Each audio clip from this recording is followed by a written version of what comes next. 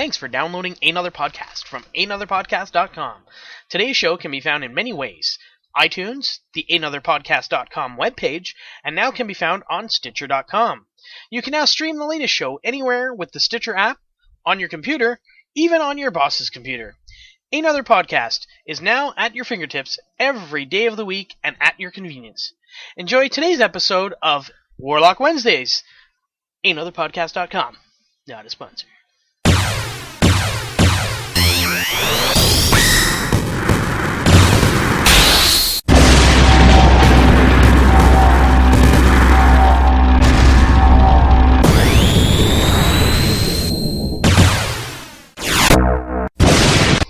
Hello and welcome to Warlock Hour.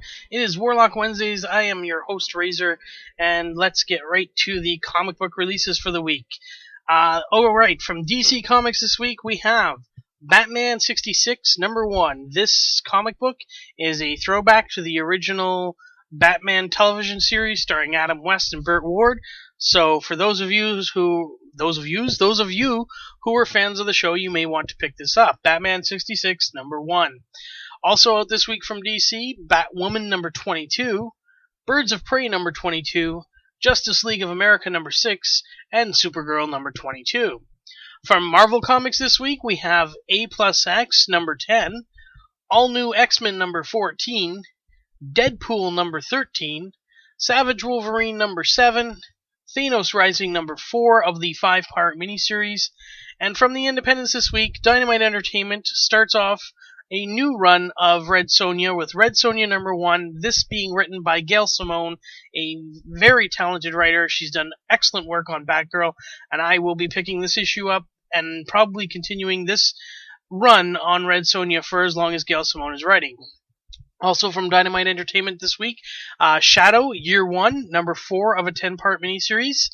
From IDW Publishing, X-Files, Season 10, number 2.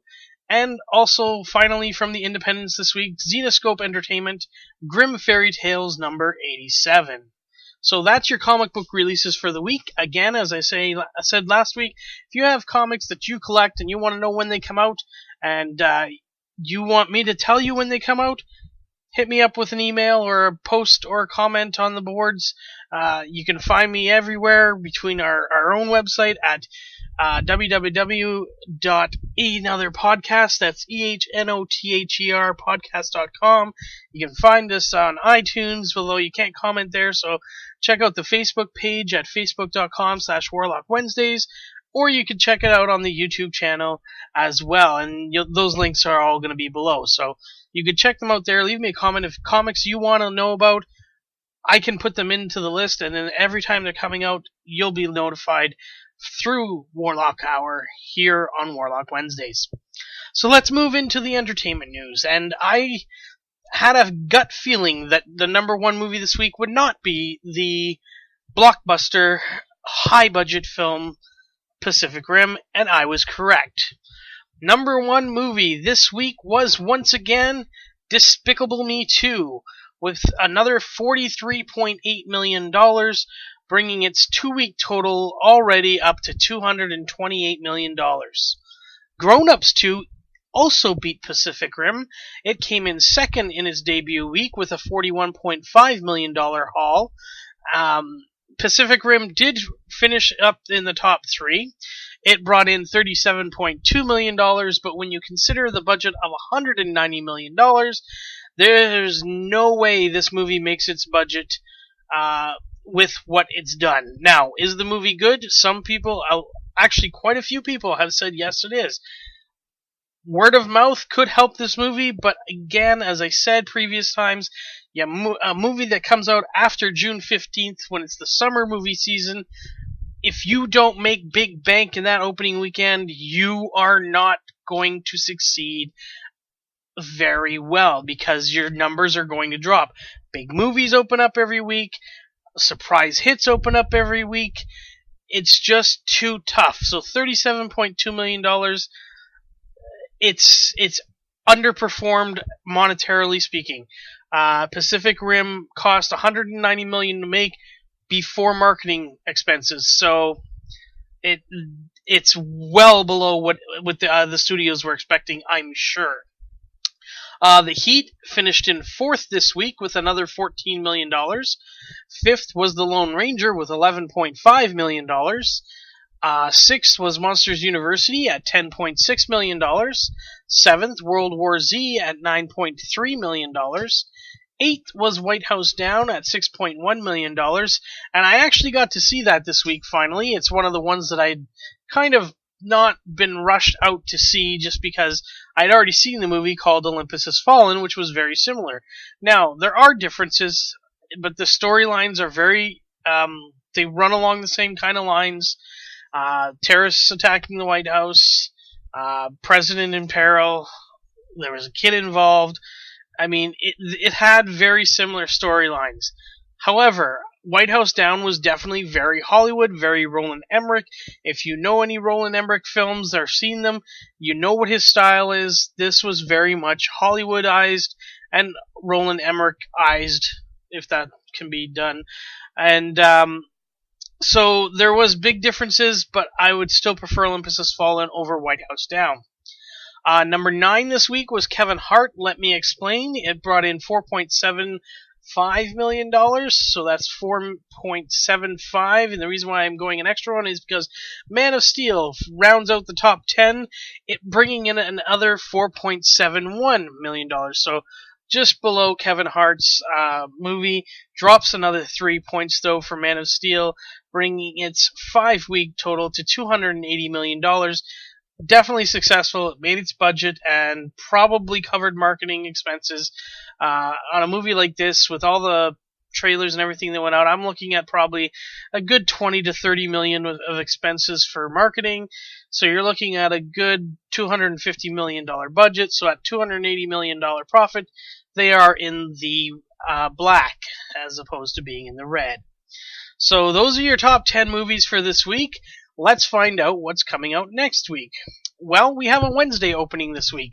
This week, on the day you're listening, because I'm recording this earlier on Monday, remember, or late Monday night, evening, however you want to look at it, but on Wednesday, the day you're listening, Turbo comes out, the new animated release from Fox, and the same studio that brought you Madagascar, I believe, if I'm not mistaken.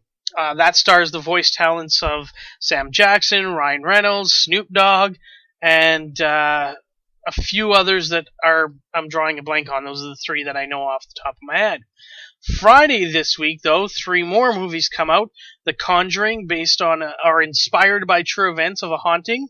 R.I.P.D. or the Rest in Peace Department, starring Ryan Reynolds and Jeff Bridges. So Ryan Reynolds has 2 movies coming out this week. And also Red 2, starring Bruce Willis, John Malkovich, Mary Louise Parker, who else? Anthony Hopkins, Catherine Zeta-Jones, and I might be forgetting one or two more other actors in this very big ensemble cast movie. I enjoyed Red. I'm definitely looking forward to Red 2.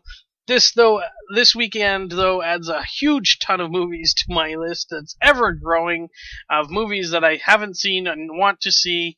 So, big releases this week, or at least a numerous amount, with 4 movies coming out between Wednesday and Friday. So let's get to some entertainment news. Many weeks ago, it was reported by me and the media world that Sam Mendes would not return to direct Bond 24, which is the next James Bond film. And as we know, Daniel Craig has signed on to do both Bond 24 and Bond 25. This is now changed. Because the movie has been pushed back a little bit, it will now open in 2015. It will be in UK theaters in October, so earlier there, on October 23rd, 2015, and in North American theaters on November 6th, 2015, which currently is the same day as Ant-Man. So that could be an interesting weekend indeed. So these two this movie being moved that far down the line, instead of coming out next year, it's going to come out in 2015. This will allow Sam Mendes to finish his obligations with this theater that he's been working on, some plays and some stuff on, I'm not sure on Broadway, but on the stage, and this helps fulfill those needs. So now, because of that, he says, I am very pleased that by giving me the time I need to honor all my theater commitments, the producers have made it possible for me to direct Bond 24. I very much look forward to taking up the reins again, and to working with Daniel Craig, Michael G. Wilson, and Barbara Broccoli for a second time, said Mendes. So, basically, Barbara and Michael got the director they really wanted. Daniel Craig will be working with the director who made the biggest Bond of all time, which brought in 1.1 billion, that's billion with a B, dollars worldwide, setting new marks for highest grossing film of all time in the UK. It's the best-selling Bond film on Blu-ray and DVD. It's had critical acclaim. It won Best Song for an Oscar. So to have Sam Mendes back, it's very huge. Moving on, Zachary Quinto has given us an update on the next Star Trek movie. And, in fact, it looks like it will be coming out a lot sooner than people think, because they're going into production, apparently, next year. I intended a public interview. Okay, this is a report from BuzzHub. Not a sponsor, by the way. I attended a public interview with Zachary Quinto at the Gateway Film Festival, Galway Film Festival in Ireland on Friday. And during it, he revealed that Paramount have told the Star Trek cast that they're planning to shoot Star Trek 3 in 2014, and that JJ still wants to direct. He also told the audience he does not want to be in Episode 7 of Star Wars, but he would like a cameo in The Big Bang Theory. This is the quote that Zachary Quinto exactly made. Star Trek 3 should be filming, I suppose, next year. It's going to be made a lot quicker than the last one. That's the plan, although nothing is confirmed. Now, it doesn't seem possible that JJ could do both Star Wars and Star Trek within the next year and change. So, one of these things is not like the other. One of these things does not belong. I don't think JJ will be directing the Star Trek movie. I think JJ will be a producer, and he will be focusing his duties on Star Wars Episode 7. That is my personal opinion. Who should direct the next film? I'm not sure. I'm not sure if there's anybody who could take over for J.J. Abrams, although I do know that there are going to be some fans out there that are happy that JJ's letting it go, but they still have to remember, you have to ignore everything. Everything that came before. You cannot count anything you know in the Star Trek universe that came before, because it doesn't exist. Everything changed from that first movie on. You cannot compare them because there is no comparison. There's nothing to compare to because they're an alternate universe. It's like Earth 2 in the DC universe, or, whereas the William Shatner version is like the Marvel 616 universe. It's the real universe. The new J.J. Abrams version is an alternate universe. Ignore everything you know because it's not going to matter. Okay, so moving on to some X-Men Days of Future Past news. It has been confirmed that Havoc will be returning to the X-Men Days of Future Past. As we know, he was in the X-Men First Class movie, and Lucas Till will be returning as Alex Summers or aka Havoc. So that is news revealed by Bryan Singer himself. Rumors from the Latino Review. Now, they're not a sponsor, but I want to say this before I say anything else. Latino Review has been known to break stories well in advance of almost any other website, news source, or anything out there other than the movie studios themselves. They have very good information. A lot of their rumors, and I would say a high percentage of their rumors, turn out to be true. This latest rumor has Mr. JGL, as I like to call him, Joseph Gordon-Levitt, being considered for the role of Doctor Strange.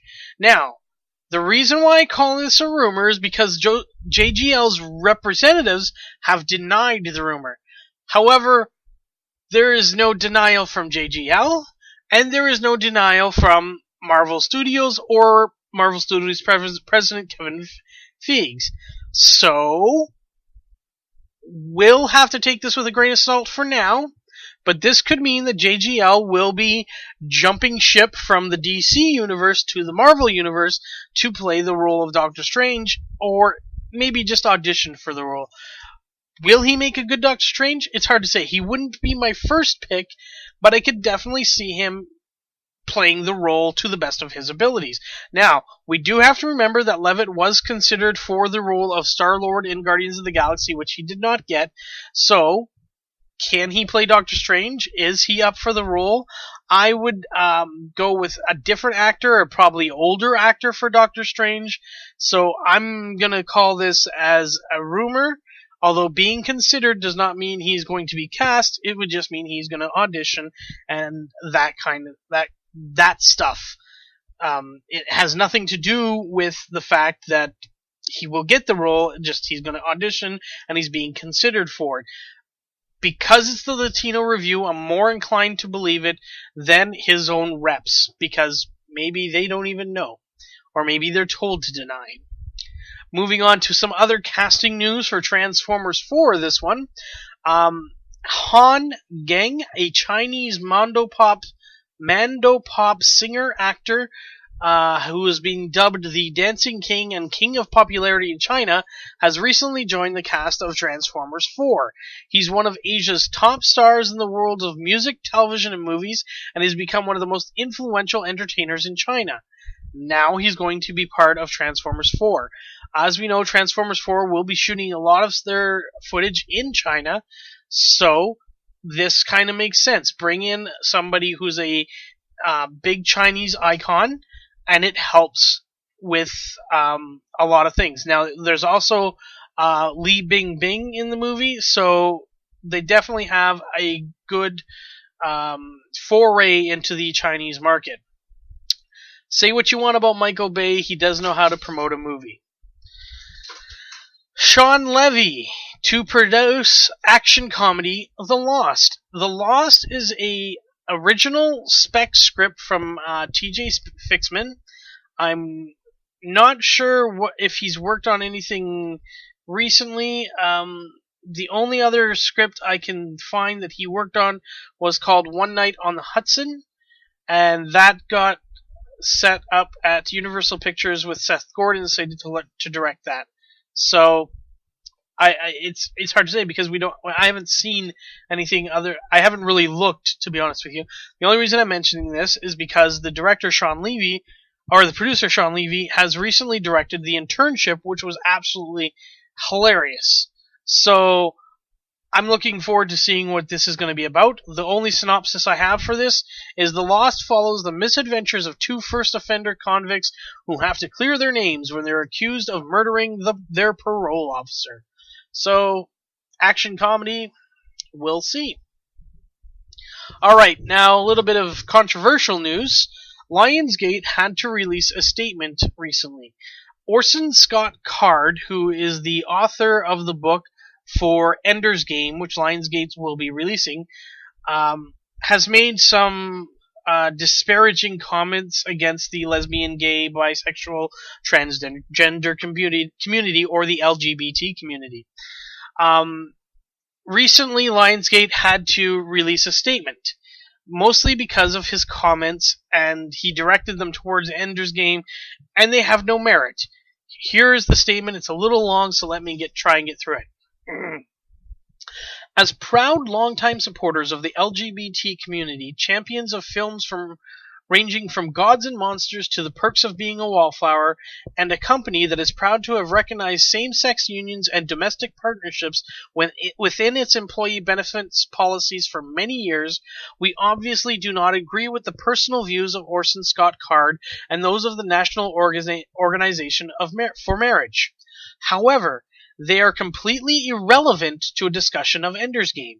The simple fact is that neither the underlying book nor the film itself reflect these views in any way, shape, or form. On the contrary, the film not only transports viewers to an entertaining and action-filled world, but it does so with positive and inspiring characters who ultimately deliver an ennobling and life-affirming message. Lionsgate will continue its long-standing commitment to the LGBT community by exploring new ways we can support LGBT causes, and as part of this ongoing process, will host a benefit premiere for Ender's Game. So, basically they're saying, look, this guy has his own views.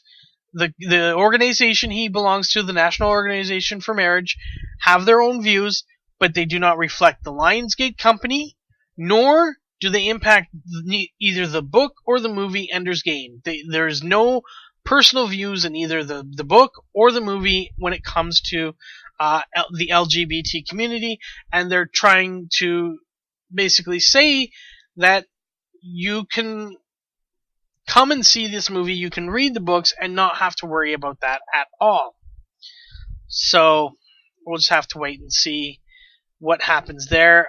Ender's Game looks good, looks intriguing, but I'm waiting for a little bit more information and possibly word of mouth for that one. It's not one I'm rushing out to going to see. So moving on, a little bit more news in the rumor department. It appears that Fox has reserved the domain name xforcemovie.com. So, is an X-Force movie being planned? X-Force creator Rob Liefeld said on his Twitter that he has known since March that the film is being planned, but that no green light has been ordered yet. The original story basically said that within the next 10 months, we are going to see 2 films pop up. The Wolverine, obviously, in just a couple of weeks, and then X-Men Days of Future Past in May of 2014. X-Force is a kind of more aggressive, more militant part of the X-Men franchise. X-Force was first launched in the 90s, created by Fabian Nicieza, I'm probably saying that wrong, and Rob Liefeld.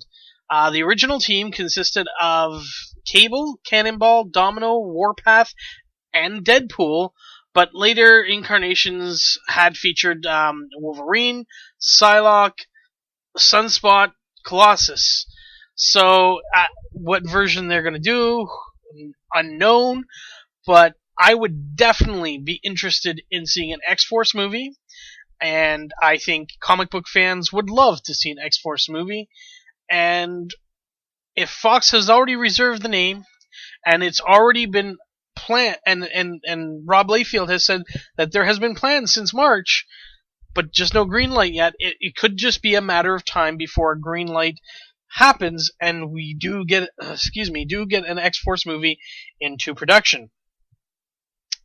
Moving on, Chloe Grace Moretz was rumored earlier this year to have been up for the lead role in a movie called If I Stay, and it is now confirmed that she has signed on to star in this movie. The film was first announced in 2009 and is basically about a gifted musician named Mia, played by Chloe Grace Moretz, and her boyfriend Adam, who is an upcoming indie rock star. So she's a gifted classical musician. Her boyfriend is a up-and-coming indie rock star. Now, she is torn between 2 paths in her life: her art and her relationship. Her choice is made even harder when there's a fatal car accident and her family's involved, and that's pretty much all the information I got on this movie called If I Stay. Now, Chloe Grace Moretz is, as you know, playing Hit Girl in the upcoming Kick-Ass 2, and also playing the role of Carrie in the remake of Carrie. So she's a very busy girl right now. She's, I think, 15, 16 years old, and she's done quite a few movies where she kicks quite a bit of ass. So playing in this movie, If I Stay, will definitely show some more of a, I would say, acting range, because she will be playing a very dramatic role, it sounds like, and I'd be very interested to see how she grows as an actor. Moving on to the second to last bit of information on movie news. It is official. Legendary Pictures, or Legendary Entertainment, has been synonymous with Warner Brothers Pictures for a very long time. However, their contract is up. Their new contract will be involved with Universal Pictures. Universal Pictures and Legendary Entertainment will enter into a multi-year film partnership in which the two companies will produce and co-finance Legendary and Universal films, with Universal distributing Legendary films worldwide. Making Universal its new home enables Legendary to not only leverage the power and success of Universal's film business and theme parks, but also the cross-promotional support from NBC Universal and Comcast assets through the company's Symphony program. The announcement was made on July 10th, and this is something that they're looking forward to very much. Another statement said, Universal and Legendary's film partnership is a complementary arrangement for both companies. Legendary, which is known for producing and financing successful, large-scale films, will continue to create and finance tentpole films based on intellectual property that is uniquely appealing to the coveted fanboy audience. And Universal, which has a proven track record of turning films of all shapes and sizes into hits with special skills in growing and nourishing original franchises, will market, co-finance, and distribute Legendary films for 5 years, beginning in 2014. So like I said, the contract between Legendary and Warner Brothers expires at the end of the year, and beginning in 2014, Legendary and Universal will be working together. What does this mean, though, for things like Christopher Nolan, who's worked closely with Legendary Pictures? And I think that goes back to what I've said before. Nolan's contract was up with Warner Brothers. I think he is no longer going to be working for Warner Brothers unless something else comes up. But his contract is done. He's worked closely with Legendary Pictures throughout his career there, and he could be moving over to Universal along with this merger. And it's hard to say, because, I mean, a director can pretty much work for any company, or produce for any company, but usually they tend to stick with companies that they've worked with closely before. So, could guys like Nolan and people who have worked for Legendary Pictures in the past, like Bryan Singer and I'm trying to think of the guy's name, but Brett Ratner, not that he's a great director, but it was just another director that came to mind, could they be also on their way to Universal? We'll just have to wait and see. Something that I say a lot and have to live a lot. Wait and see. But hey, that's the way life is. Sometimes you do have to just wait and see what happens, because unless you're a psychic, you can't really predict the future. Alright, it looks like I have some breaking news. This just in. It appears that a very iconic composer has been signed on to do a very cool show. Composer Bear McCreary, who is well known to genre fans for his work on Battlestar Galactica and The Walking Dead, has signed on to score the upcoming Marvel's Agents of S.H.I.E.L.D. EW, Entertainment Weekly, not a sponsor, first reported the news, with McCreary offering immediate confirmation via social media, and he had the following announcement on his own official site.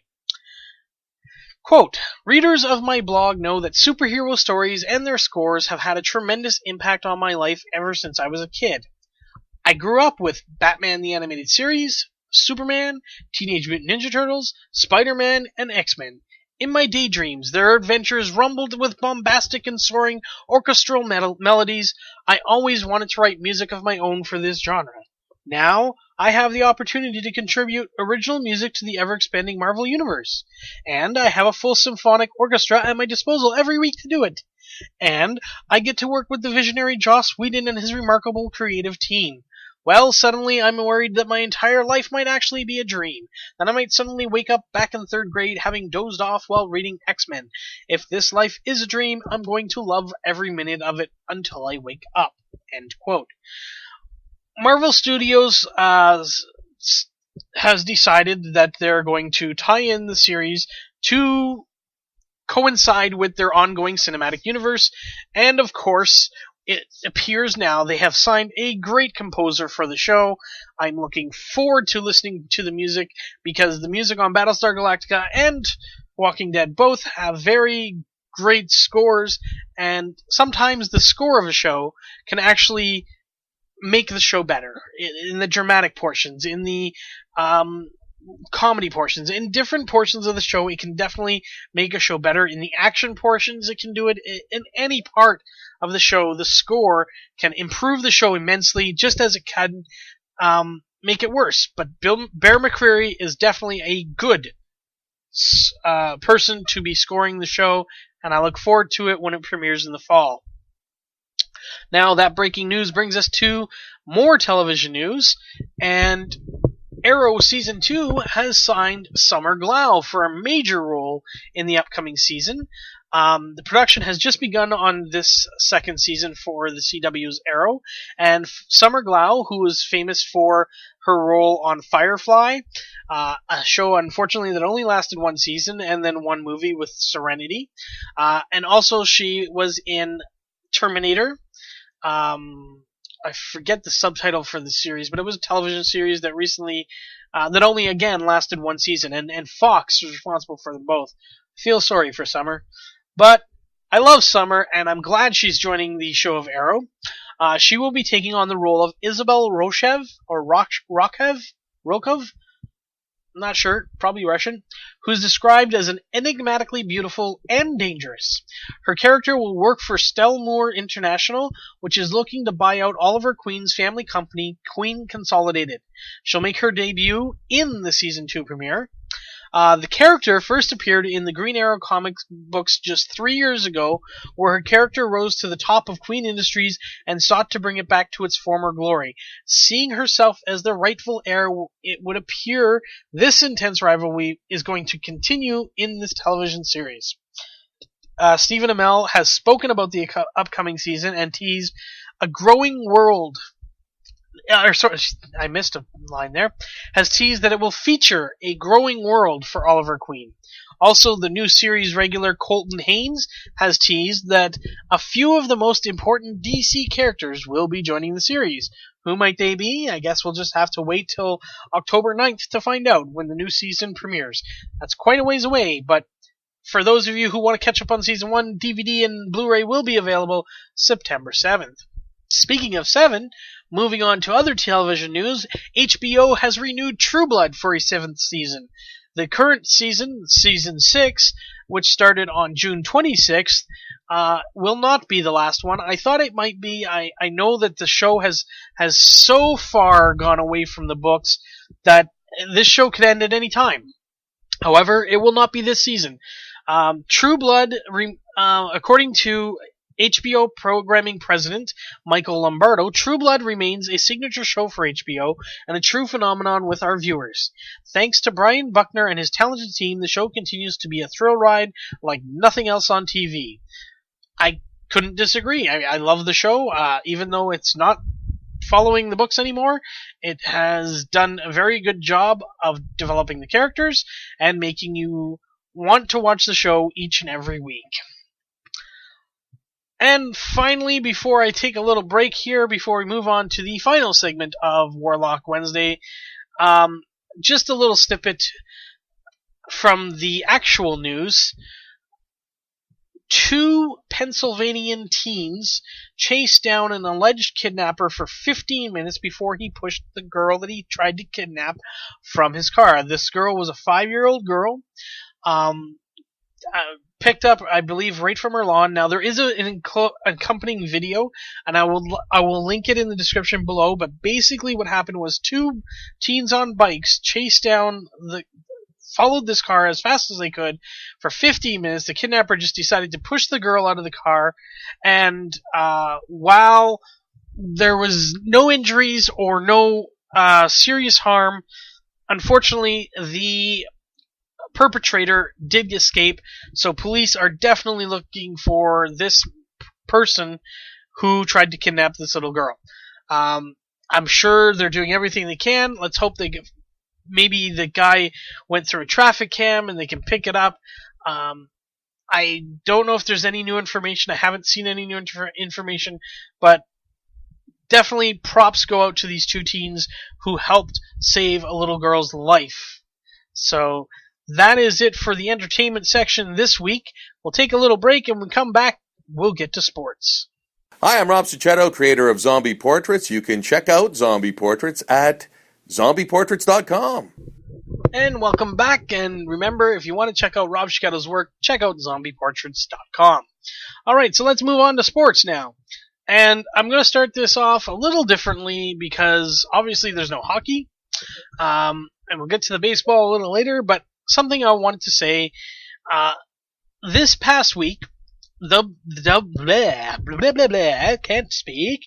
The WWE voted on the 25 hottest bodies. Now, this isn't just females, this is males as well. It's the 25 hottest bodies in the WWE. Now, you are going to notice a lot of females, but there are males as well. So, for you ladies out there, there's still some content for you to listen to. So, the top 25 hottest bodies, here they are. Number 25, Candice Michelle. She was the 2004 Diva Search contestant. I believe she actually won it that year. Can't remember, but she did win her first women's title in 2007. Number 24 on the list is Michelle McCool. She was also part of the Divas Search contestants. She also has won a Divas Championship. Michelle McCool used to be a school teacher before joining the WWE. Number 23 on the list is Kerry Von Erich. Kerry Von Erich was known part of the Van Erich family, David and Kevin being his brothers. He was a native of Texas, and he constructed All-Americans. He perfectly constructed All-American star of his father's world-class championship wrestling before coming to the WWE and being part of the famous Von Erich family. Number 22 was Sunny, a blonde bombshell to say the least, and for the longest time definitely was very successful as a manager. She also set the tone for what WWE Divas would become. She was smart, sexy, powerful, and definitely deserves to be in the 25 hottest bodies. Number 21 on the list, Lex Luger, nicknamed the Total Package. This man had muscles on top of muscles. Unfortunately, he was hurt quite a few times due to his muscle mass because I don't think he knew how to carry himself. However, Lex Luger definitely deserves to be on the 25 hottest bodies list. Number 21 is Layla, a former Miami Heat dancer, cheerleader, whatever you want to call them. Her first appearance was at a SummerSlam event in 2006. She also was part of a Diva Search competition in that year, but didn't win it. Or no, she did win it. She is from London, and she used to be part of a team with Michelle McCool, calling themselves Lay Cool. Number 19 on the list is David Otunga, a former WWE Tag Team Champion. He also is a Harvard graduate and recently was in the movie The Call with Halle Berry. Not that I consider that a big deal because I don't really like Halle Berry. Number 18 on the list, and I'm surprised she's so low on the list, Miss Lita. Lita has won WWE Women's Championship after WWE Women's Championship. Her matches with Trish Stratus, absolutely phenomenal. Between her and Trish, they redefined women's wrestling for me and definitely defined an era in which women's wrestling was actually good and not just based on good looks. Number 17 on the list, Triple H. Of course he had to be on the list. He's part owner of the freaking company. He's the COO. However, Triple H is a Canadian, so you know what? got to support him a little bit. His accomplishments in the WWE are numerous. Excuse me. He's won many championships, Intercontinental, Tag Team, WWE Champion, World Heavyweight Champion. The man has done it all. He even married the boss's daughter. So, let's move to number 16. Former Playboy Playmate, Christy Hemme is on the list. She also burst onto the scene in the 2004 Diva Search, and she earned lots of fans because of her personality and her hot red hair. She was known as the fiery redhead for a long time before moving on and leaving the WWE when her contract expired to join, at the time it was TNA, but now I think it's called Impact Wrestling. And moving up to number 15 on the list, Batista. Dave Batista is a big man, 6'6", near 300 pounds, almost all muscle. He's going to be in the upcoming Guardians of the Galaxy movie as Drax the Destroyer. He's no longer with the WWE, hasn't been there for a while. He took his shot at the UFC. That seems to have not panned out. It looks like acting might be something he's going to try out next, but I have not been impressed with him so far. Number 14, Tori Wilson. Tori Wilson came over when WWE bought out WCW. She's been on many different shows. She's been involved in many different storylines. I never thought of her as a wrestler. She was more what I would call eye candy.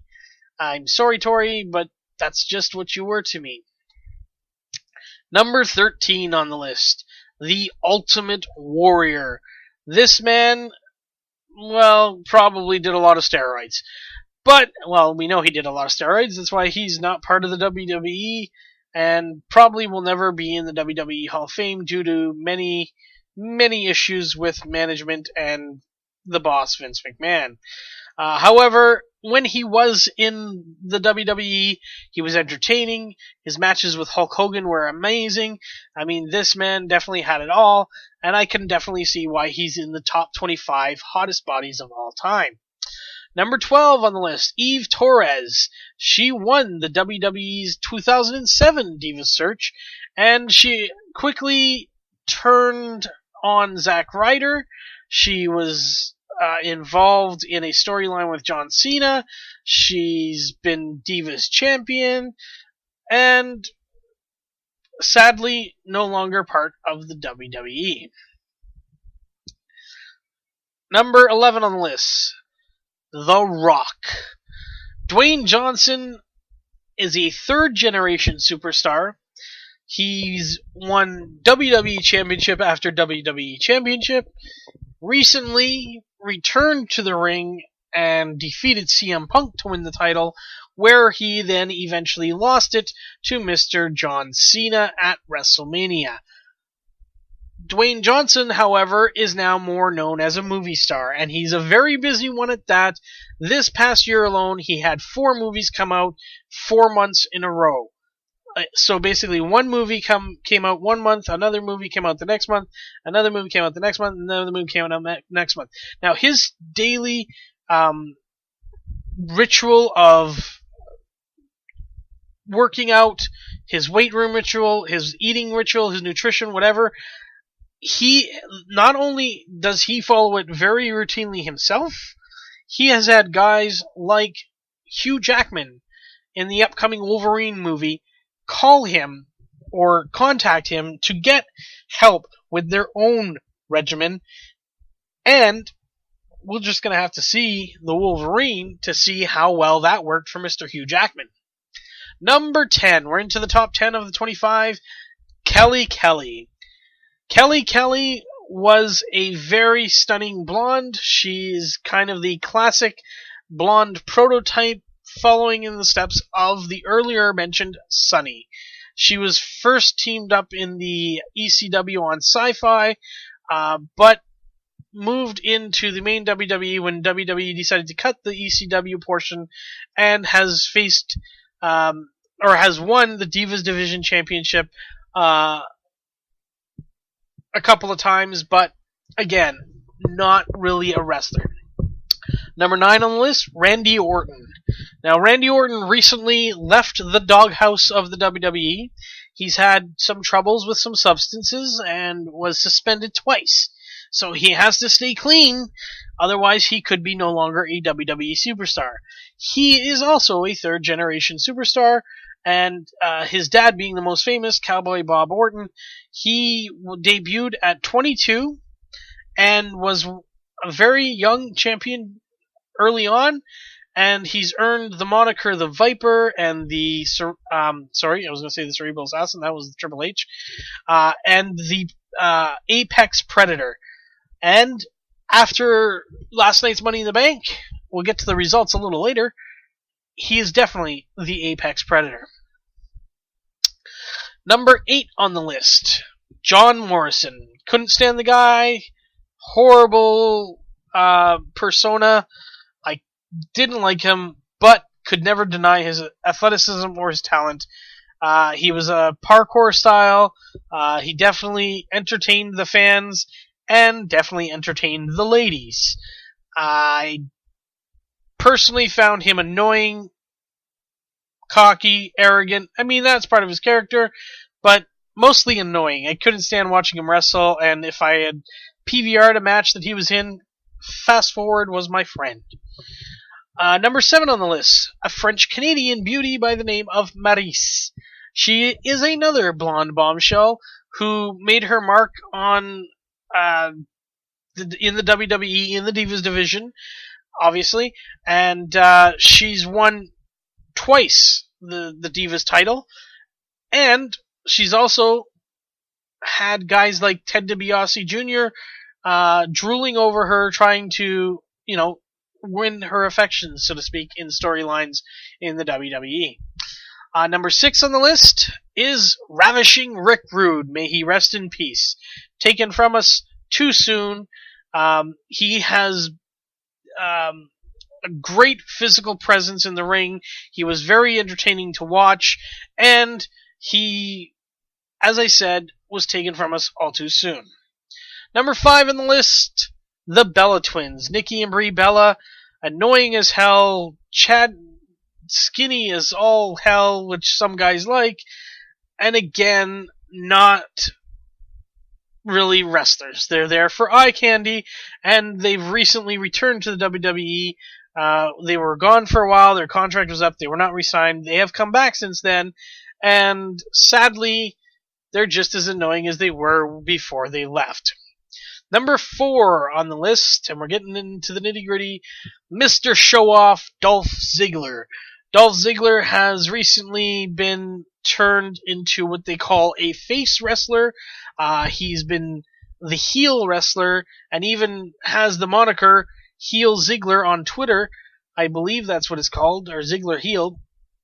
And definitely has the image of a guy that most women want and most guys want to be. He's nicknamed the Show-Off for a reason, and he entertains the fans, and he's number 4 on the hottest bodies list. Number 3 on the list is Stacy Keibler. Again, another blonde bombshell. They like their blonde bombshells in the WWE.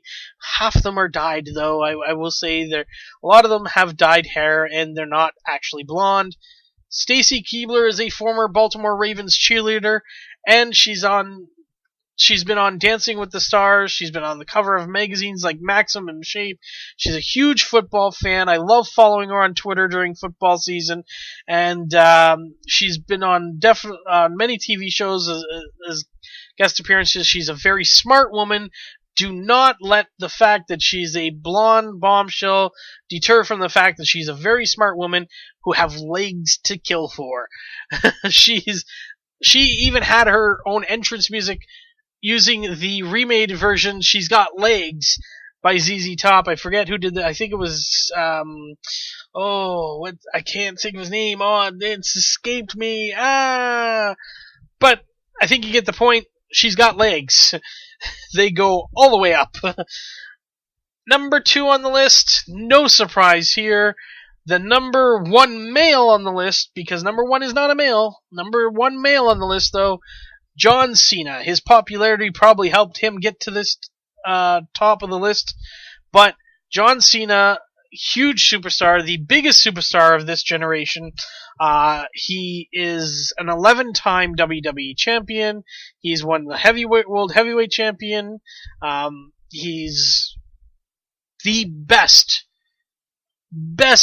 ever guy to represent the WWE, to be the face of the WWE in a very long time, because of everything he does for charity. I like him as a wrestler. I find him entertaining. I know he's boring. I know people don't like him as a wrestler. But you know what? That aside, if put all that aside, the reason why I like this guy the most, everything he does for charity, especially the Make-A-Wish Foundation. This guy has granted more wishes than anybody in the history of the Make-A-Wish Foundation. And this guy is always out there. He's always willing to help a child, to help anyone out. He's always willing to give of himself to make somebody's life better. And that, folks, is why I like John Cena. He is a great humanitarian. He's a great human being. And he just also happens to be a pretty decent and entertaining wrestler, albeit a very controversial, and I use quotation fingers on that, due to the fact that the audience is quite split. And the greatest chants you ever hear when he's in the ring is, let's go Cena, Cena sucks. Half the crowd's chanting, let's go Cena. The other half's chanting, Cena sucks. Let's go Cena, Cena sucks. So it's just going back and forth. The guy is amazing. To elicit that kind of response is just huge. So that's why he's the number one male, the number two on the list. And who is the number one? WWE's 25 Hottest Bodies. Number one is a Canadian, and it's Trish Stratus. Stratisfaction guaranteed. She debuted in March of 2000 on an episode of Sunday Night Heat. She spent years, well, not years, but she spent a lot of time as a manager before she became a bona fide wrestler. She won the women's title 7 times, and she also, she also left as champion in her final match against Lita, who I said earlier she had her greatest matches against. She won the women's title and retired as a champion. She is also now, as of this year, a WWE Hall of Famer. This Canadian has made me proud to be Canadian. I love when Canadians succeed in the WWE. It's so rare, and there's so few of them in the WWE now, that it's amazing that she's in the WWE Hall of Fame. She's also gone on and had success with her Stratosphere Yoga company. She's trained a lot of athletes in NHL, NFL, NBA, and MLB, and not just for Canadian teams. Some players come up from the States just to have her training to be training in her gym, and to go through the nutritional and the I don't know the words, the guidelines basically of the Stratosphere company. That being said, I also want to wish her well, because she is 7 months pregnant, people. There is a little baby Stratus on the way, and I hope that she does very well. She's got 2 months left before that baby comes out, and I'm sure she's trying to stay in shape as best as possible, but I hope that she has a healthy baby, and the fact that she is the number one hottest WWE body out there, I cannot argue with that. I do not disagree with that. I loved the fact when I read this that she was voted number one. Speaking of the WWE, and I said earlier there was some Money in the Bank results. Now, last week I unfortunately forgot to make my predictions, and I probably would have done pretty well, but I can't prove it, so let's just get to the results. In the kickoff pre-show match, the WWE Tag Team Champions Seth Rollins and Roman Reigns of The Shield took on the Usos. and retained their title. They did not lose to the Usos. The Usos lost to the Shield. The first match of the night was the World Heavyweight Championship ladder match that featured the stars of SmackDown. It was a pretty decent match, and it looked like Cody Rhodes was just about to win when his former partner, because I'm saying that now, Damien Sandow, pulled him off the ladder, took the briefcase basically almost right out of his hands, in essence, and Damien Sandow is your World Heavyweight Championship Money in the Bank winner. He is known as Mr. Money in the Bank over on SmackDown. The next match of the evening, well, this is not in order, but next up, Ryback defeated Chris Jericho. Chris Jericho put up a hell of a fight. It looked like at times that Jericho was going to win, but Ryback in a little roll-up, basically, but putting all that weight onto Jericho, it was just too much. After such a great match, Jericho could not kick out. Ryback wins. Heel move for sure, but Ryback wins. The Divas title was on the line as AJ Lee defended her title against Caitlyn, and I was so pleased because I was the only one probably at the theater cheering on Miss AJ Lee. The reason being is this. I don't care about popularity. I care about your wrestling ability. I don't care about your looks. I care about wrestling ability. Yes, AJ Lee and Caitlyn are both very attractive women. Don't mean anything. I got the best woman in the world anyways, my girlfriend. But AJ Lee is a better wrestler than Caitlyn, and AJ Lee won because she is the better wrestler than Caitlyn. Will she always keep the title? Of course not. This is wrestling. It's choreographed. As one of my managers might say, wrestling's fake. Wrestling is not fake, my friend. Wrestling is choreographed. What that means is everything's planned out. They know who's going to win. They know who's going to lose. There's storylines. It's a soap opera. It's a sports soap opera, in essence. It doesn't matter. It's still entertaining. And that's why I watch, because it is entertaining. The Intercontinental Championship was on the line as Curtis Axel took on The Miz, and Curtis Axel retained the Intercontinental Championship. The World Heavyweight Championship was defended, and Alberto Del Rio defended his title against Dolph Ziggler. Dolph Ziggler was in control of the match near the end, when all of a sudden AJ Lee came out. Now AJ Lee and Dolph Ziggler were a couple. And I say we're a couple because after this I don't think they are going to be a couple. I haven't watched Monday Night Raw yet because I'm recording the podcast and then I'm going to watch Monday Night Raw. But I'm pretty sure they're going to be breaking up because AJ Lee got involved in the match right at the very end and clocked Del Rio with her Divas title right in front of the referee. The referee had no choice but disqualify Dolph Ziggler. Dolph Ziggler did not win the title, although he probably should have. He did not, and unfortunately Del Rio retains the championship. The next match on the list is the WWE Championship. John Cena versus Mark Henry for the WWE title. The champ is still here because after a grueling fight with the weapon of mass destruction, well, now that would be Big Show. What do they call him? The world's strongest man, Mark Henry, gave some slams, some Hall of Pain slams to John Cena. John Cena still kicked out. In the end, it was an STF that put the big man down. The big man had to tap in the middle of the ring, nowhere to go. John Cena retains the WWE Championship, and as I said before, the champ is still here. The final match of the night was the All-Star Money in the Bank ladder match.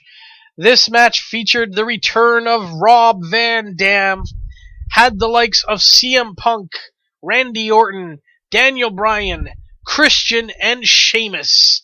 This was truly an all-star 6-person ladder match. Definitely huge. Now, Kane was supposed to be a 7th one, but last week on Raw, he was attacked by the Wyatt family and was taken out of this match. Now, this match was great. It was awesome. It was amazing. At times, it looked like anybody could have won it. And honestly, when the match started, I said I didn't even care who won it. The closest to winning it, other than the winner himself, were CM Punk and Rob Van Dam. However, CM Punk was attacked by Paul Heyman just as CM Punk was climbing the ladder, and Paul Heyman busted CM Punk open, and CM Punk was no longer part of that equation. All of a sudden, Rob Van Dam starts climbing the ladder, and then RKO, boom, knocked out, nobody's available. Randy Orton climbs to the top of the ladder, unhooks the briefcase, and now Randy Orton has the chance of a lifetime. In the history of Money in the Bank, only one man has cashed in the Money in the Bank contract and not won the title, and that was last year with John Cena. This contract has been cashed in 7 times successfully, or is it 9? Might be 9 times successfully and only 1 time unsuccessfully. This contract almost guarantees you a title. Look out, John Cena. Look out, whoever's going to be World Heavyweight Champion soon, because Damian Sandow and Randy Orton both have those contracts, and they're not object to cashing them in when you are at your worst. That is it for the WWE Money in the Bank pay-per-view. Let's go on to some baseball. Let's first look at the standings in the American League. Now, as I say this, we are at the All-Star break. So for the next 4 days, Monday, Tuesday, Wednesday, Thursday, there is no baseball. So these are the standings at the All-Star break. In the American League, the Boston Red Sox lead the league and the AL East, 58-39 record. Oakland Athletics lead the AL West with a 56-39 record. The Detroit Tigers lead the AL Central with a 52-42 record, and your 2 wildcard leaders in the AL East are currently the Tampa Bay Rays with a 55-41 record, and the Texas Rangers with a 54-41 record. Moving over to the National League, the St. Louis Cardinals have a 57-36 record in the NL Central. The Atlanta Braves have the NL East lead right now with a 54-41 record, and leading in the West is the Arizona Diamondbacks with a 50-45 record. Your 2 wild cards at the moment, the Pittsburgh Pirates with a 56-37 record, and the Cincinnati Reds with the 53-42 record. Taking a look at the statistics, your average leaders at the All-Star break, Miguel Cabrera with the 365 average from the Detroit Tigers, Yadier Molina from the Cardinals with a 341 batting average, Alan Craig of the Cardinals with a 333 batting average, Michael Kadire of the Rockies with a 330 batting average, and Jean Segura of the Brewers with a 325 batting average. Your home run leaders, Chris Davis of the Orioles with 37 home runs, Miguel Cabrera of the Tigers with 30 home runs, Carlos Gonzalez of the Rockies with 25 home runs, also with 25 home runs, Edwin Encarnacion of the Jays, and then there are 3 others tied at 24. Your RBI leaders, Miguel Cabrera of the Tigers with 95, Chris Davis of the Orioles with 93, Paul Goldschmidt of the Diamondbacks with 77, and then Alan Craig of the Cardinals and Brandon Phillips of the Reds, each with 74. Stolen base leaders, Jacoby Ellsbury of the Red Sox has 36, Everett Cabrera, who's now come off the disabled list, has 34, Starling Marte of the Pirates has 28, Jean Segura of the Brewers has 27, and then Rajai Davis of the Jays and Nate McLouth of the Orioles each have 24. Your ERA leaders, again, Clay Buchholz is still injured, but his 1.71 ERA would lead the league once he again qualifies. Unfortunately, he's not currently qualified because of the DL and not having enough innings pitched as opposed to games played from the Red Sox. If he comes back in time, he should be able to retake that lead, assuming he does as successfully as he was before he got injured. So the actual leader is Clayton Kershaw of the Dodgers with a 1.98 ERA, then Jeff Locke of the Pirates with a 2.15 ERA, Patrick Corbin of the Diamondbacks and Matt Harvey of the Mets each with a 2.35 ERA, and then Adam Wainwright of the Cardinals rounds out the top 5 with 2.45 ERA. Most wins, we have 2 pitchers, Matt Moore of the Rays and Max Scherzer of the Tigers, each with 13. And then we have 3 pitchers, Bartolo Colon of the Athletics, Jordan Zimmerman of the Nationals, and Adam Wainwright of the Cardinals, each with 12. Your strikeout leaders, Yu Darvish with 157 of the Rangers. Max Scherzer of the Tigers has 152, 13 strikeouts this week alone. Matt Harvey of the Mets with 147. Felix Hernandez of the Mariners with 140, and Clayton Kershaw of the Dodgers with 139. And finally, your saves leaders, Jim Johnson of the Orioles with 33, Mariano Rivera of the Yankees with 20, also with 20 is Joe Nathan of the Rangers. Oh, sorry, that's 30. That's not 20. That was a mistake. 30. Jason Gurley of the Pirates has 29, and then Craig Kimbrell of the Braves and Edward Mujica, not sure, of the Cardinals, each with 26. Sorry, that name just boggles my mind. And finally, in baseball news, tonight was the Home Run Derby, and I waited till after the Home Run Derby I kind of waited till after, but I got the finals of the Home Run Derby. The finals came down to Yoenis Cespedes versus Bryce Harper. Cespedes is not even an all-star. He was just added to the Home Run Derby, and he won. He banged out 17 home runs in the first round alone and 6 in the second, which was enough to get to the finals because it was more than anybody else hit in the first 2 rounds. Bryce Harper of the Nationals was the competition, and with 5 swings still left, Cespedes had beat Bryce Harper 9-8, winning the Home Run Derby for the American League, and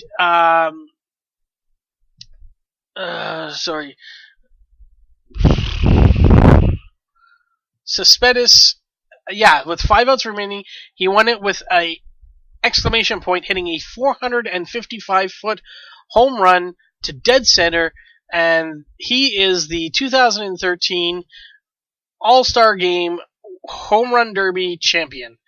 Cespedes, Harper, Chris Davis, and Michael Kadire were all Derby first-timers, and they all advanced out of the first round. So Chris Davis was predicted to win by a lot of pundits.